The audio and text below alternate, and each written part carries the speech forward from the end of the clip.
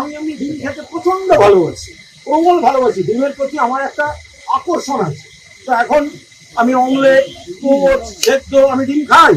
এখন সেটা নয় কেউ মেরে বিরক্ত দেখাতে গেছে, এসব জানোয়ার এইভাবে আমাকে খাওয়াতে পারবে না। আমাকে রাস্তায় 100 ডিম মারবে, 1000 ডিম মারবে, গায়ে হাত দিয়ে মারবে, আমি কুণাল ঘোষ যেরম আছি এসব কুকুরের মতো পালাতে হবে।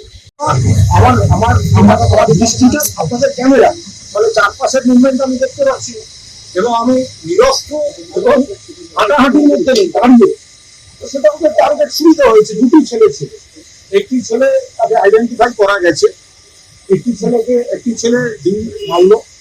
আমি একদম শেষ মুহূর্তে মাথা ঘোরাতে পেরেছি, নইলে আমার এই চশমার কাঁচটায় পড়লে আমার চোখটার বড়টা ভেঙে যেত। আমি জাস্ট মাথাটাকে শুধু শেষ মুহূর্তে একটা কিছু মুভমেন্ট দেখে ওটা যেরকম একটা রিয়াকশন হয়, আমার মাথা ঘুরে গেছে এবং সেটা সঙ্গে সঙ্গে এখানে নিয়ে গেছি। कैसे हुआ ये हादसा सर? कैसे हुआ? आप तो थे वहां पर। मैं उधर ममता दीदी का घर से निकल गया तो वो तो जेट कैटेगरी है, ममता दीदी जेट कैटेगरी। তো ওনার বাড়ির সামনে দাঁড়িয়ে যদি এবং এটা তো কোনো প্রথম কথা দয়া করে এটাকে জনরস করবেন না, দুটো বড় রাস্তায় এসে ডিম মেরেছে এই সমস্যা।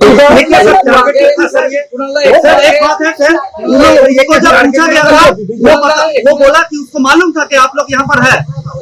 अरे पूछा गया था। हाँ, वो तो ওরা জানে যে আমরা এখানে আছি। আরো অনেক সিনিয়র ছিলেন এবং अगर सौगत राय, सोहनदेव चट्टोपाध्याय, कल्याण बनर्जी, मदन मित्र, विमान सीनियर लोग यहाँ पर थे। तो अगर कोई दूसरा सीनियर लोगों के ऊपर ये क्या हो रहा है? ममता दीदी का घर में तो कोई नहीं आएगा? ये क्या है? रास्ते से जा रहा है, हम यहाँ से निकल रहे और हम क्यों खड़ा हुआ? तो आप लोग का रिक्वेस्ट में पहले मैं क्या बोला, आज कोई बोलने का कुछ नहीं है। आप लोग रिक्वेस्ट में मैंने खड़ा हो गया, तो क्या मेरा दोष है? আপনারা দয়া করে এই জনরোষে বিক্ষোভ आप लोगों का टीएमसी करने के ये कोई हमें कोई सिक्योर नहीं है। जबकि शुभेंदु अधिकारी खुद यहाँ के एमएलए है, उनका एरिया है, बस क्या लगता है पुलिस आपने सिविल के पास कंप्लेंट नहीं की अभी तक? इनिशिएटिव नहीं मिली। আর তাড়াহুড়ো কি আছে? আমি কালীঘাট থানার ওসি এবং সিপিকে মেল পাঠিয়েছি এবং তাকে এইসব করে যদি মনে হয় যে আমাকে ভয় দেখানো যাবে বা আমাকে, আমি তো অবাক হয়ে গেলাম পুলিশের ভূমিকা দেখে। পুলিশ দাঁড়িয়ে দাঁড়িয়ে মজা দেখছিল। এটা কাপুরুষতা।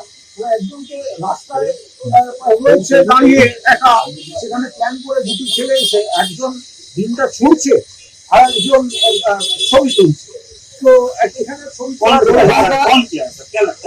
একটু আগে এখানে বলে গেছেন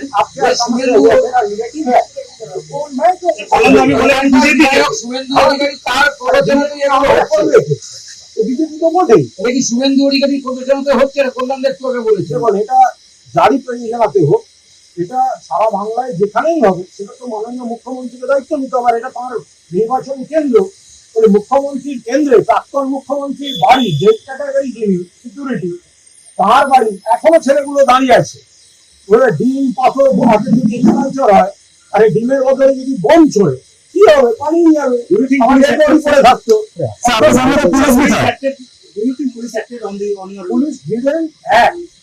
পুলিশ দাঁড়িয়ে দাঁড়িয়ে দেখলো, বলছি ওটা দেখুন ওই ছেলেটা এ করছে, পুলিশ তাকে ধরলো না। যে ছেলেটা ছবি তুলছে সামনে দিয়ে হেঁটে তারপর দৌড়ে পালিয়ে গেল, পুলিশ ধরলো না। পুলিশ দেখছে, তাতে কি আমাকে খাওয়ানো যাবে? আমি আবার এখান দিয়েই আমি এখন হেঁটে যাবো, মারলে মারবে, মানুষ দেখবেন। সেই জিনিস এখানকার বিধায়ক, রাজ্যের মুখ্যমন্ত্রী এবং পুলিশ মন্ত্রী শুভেন্দু অধিকারীকে আপনি কি বার্তা দেবেন আমাদের মাধ্যমে এই ঘটনার পরে? আমি শুভেন্দু অধিকারী, তিনি এই এলাকার বিধায়ক এবং মুখ্যমন্ত্রী, তাকে বলবো এটা কোন সংস্কৃতি আপনার এই ক্যাডাররা এগুলো চালু করছে? মানুষ কি রাস্তায় বেরোবে না নাকি মাননীয় মুখ্যমন্ত্রী বাড়ি? সব থেকে এটা মাননীয় প্রাক্তন মুখ্যমন্ত্রীর বাড়ি, জেড ক্যাটাগরি। তো সেখানে এটা আমাদের দলের দপ্তর, আমাদের দলের কথা সেরে বেরোচ্ছি। মানে আপনি ভাবুন কত বড় কাপুরুষ এই সমস্ত ইয়েগুলো, যে দলের মিটিং সেরে বেরোচ্ছে একজন একা, আমার সঙ্গে যে সিকিউরিটিও নেই। বিধায়ক হিসেবে আমি যে সিকিউরিটি পাই সেই সিকিউরিটি আজকে আমি নিইনি, আমি একা ঘোরাঘুরি করি, আমার তো কোথাও প্রবলেম হয় না, আমার ভয়ও করে না। এখন যদি আপনি রাস্তায় জানেন না কোন কুকুর পা ধরা কখন কে কামড়াতে আসে, তো সেইটার জন্য তো রাস্তায় হাঁটা বন্ধ করা যায়। সুতরাং আমি হাঁটু আপনারাই আমাকে দাঁড় করিয়েছেন। আপনারা কি করে নিশ্চিত হচ্ছেন যে এই ছেলেটি বিজেপির কর্মী? তার অত কৈফিয়ত তো আমি দেবো না, আপনারা দেখুন না, শুধু কর্মী, তারপরে আর কি কি আছে সেগুলো বেরোবে। ঠিক আছে। মানে আমরা এটা এই গাড়ি আমার এখানে আনতে হবে না, আমি ওখান দিয়ে হেঁটে যাবো, আমাকে কয়জন মারে কতখানি মারে, আজকে যদি পাথর মারতো আমার এই 12টা বাজতো, কারণ কি আসছিল তো কাঁচের ওপর, আমি শেষ মুহূর্তে মাথাটা ঘোরাতে এখানে লেগেছে। আমি এমনি ডিম খেতে প্রচন্ড ভালোবাসি, প্রবল ভালোবাসি, ডিমের প্রতি আমার একটা আকর্ষণ আছে। তো এখন আমি অমলেট, পোচ, সেদ্ধ আমি ডিম খাই, এখন সেটা নয় কেউ মেরে বিরক্ত দেখাতে গেছে, এসব জানোয়ার এইভাবে আমাকে খাওয়াতে পারবে না। আমাকে রাস্তায় 100 ডিম মারবে, 1000 ডিম মারবে, গায়ে হাত দিয়ে মারবে, আমি কুণাল ঘোষ সেরম আছি, এসব কুকুরের মতো পালাতে হবে। তো সামনে তোমার দাঁড়িয়ে থাকার ওই দূর থেকে ছোড়া ছাড়া এসব ভিড়েরা কোথায় ছিল, তখন তো পালিয়ে গেল। আবার কয়েকটা দল বলে দিয়ে দাঁড়িয়ে আছে, এবার হিন্দিতে বলছে। প্রথমে এখানে জিজ্ঞেস করেছে, ওখানে আমাদের ছেলেরা ছিল, জানালো यहाँ पर কুণাল ঘোষ নিকল রয়ে হ্যাঁ, ওখান থেকে একটা কিছু এসছে, তারপর অ্যাটাক হয়েছে, তারপরে কোন কোন হ্যাঁ প্রশ্ন এসছে, তারপরে এখান থেকে কে উত্তর দিয়েছে, তারপরে বলার পর আবার বলেছে আভি भी ये आदमी अंदर में है, সব ওদেরকে বলেছে ওখানে থাকতে। আমাদের কাছে ছবি এসে গেছে কারা কারা আছে গুচ্ছ টিম নিয়ে। আমি বললাম আমাকে কটা টিম দাও না, আমি ওদিক থেকে মারলে আমি দুটো টিম মারি।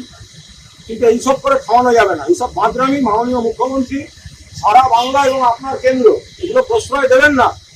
আর এইসব এটা হয় না, এটা হতে পারে না।